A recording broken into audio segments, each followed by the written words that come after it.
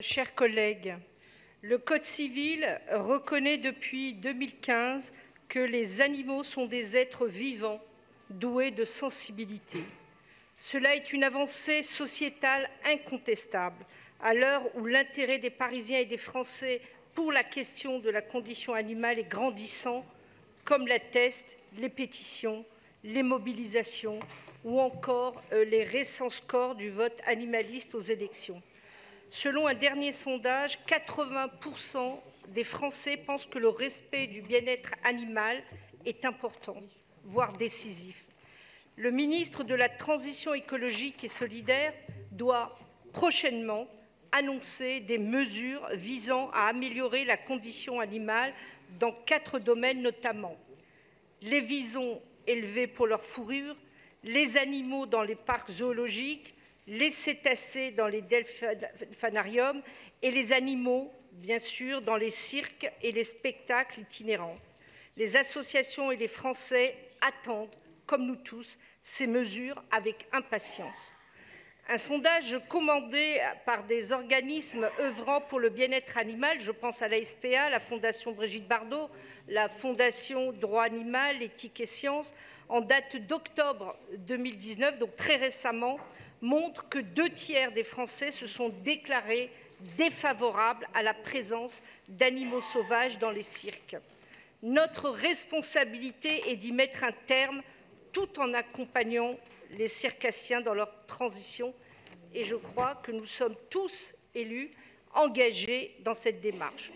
L'engagement des associations, il faut le saluer, pour le bien-être animal sur la question des animaux dans les cirques, conduit aujourd'hui, et nous nous en félicitons, conduit la ville de Paris à refuser toute autorisation d'occupation du domaine public au cirque avec animaux sauvages et dont nous nous félicitons. Je tiens à saluer le travail de Pénélope Comitès d'avoir su engager cette concertation avec les cirques. 4 réunions ont donc été organisées en présence de ces cirques par des cirques avec des animaux sauvages au cours de l'année 2018. Le cirque Borman, le cirque d'hiver Bouglione, le cirque d'Arlette Grus et le cirque Pinder. Plusieurs thèmes ont été abordés lors de ces réunions, notamment l'impact des spectacles avec des animaux sauvages sur l'attractivité des sites, les alternatives aux spectacles avec animaux sauvages ou le devenir bien évidemment essentiel des animaux sauvages. Cependant, chacun l'a rappelé, seul le cirque Pinder a accepté les propositions de la ville qui concernent notamment le soutien financier en échange de l'absence d'animaux sauvages. Laissez-moi avant tout quand même préciser que la question socio-économique de l'arrêt des spectacles avec les animaux sauvages implique forcément la question du devenir des animaux sauvages, comme l'a rappelé Yann Verling, dans les refuges spécialisés notamment. Je pense à Elephant Haven, le refuge de l'Arche, Tonga Terre d'accueil, et donc du coût finalement à supporter pour ces structures d'accueil. Alors, vous le savez, notre groupe est déjà beaucoup intervenu à plusieurs reprises sur la question animale et a fait un certain nombre de propositions et de remarques. Moi-même, je me suis très vite engagée avec la FLAC pour interdire les corridas pour les mineurs. Aujourd'hui, nous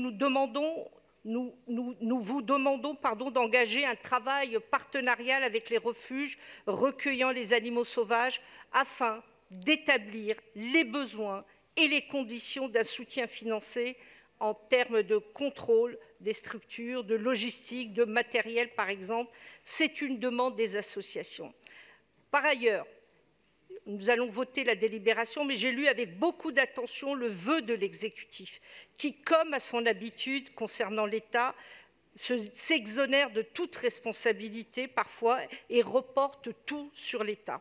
Ce n'est pas pour notre groupe une bonne démarche. Pour nous, les engagements doivent être réciproques, ils doivent être partagés en bonne intelligence. Il faut mutualiser, il faut optimiser toutes les ressources et c'est pour toutes ces raisons que nous nous abstiendrons sur le vœu de l'exécutif.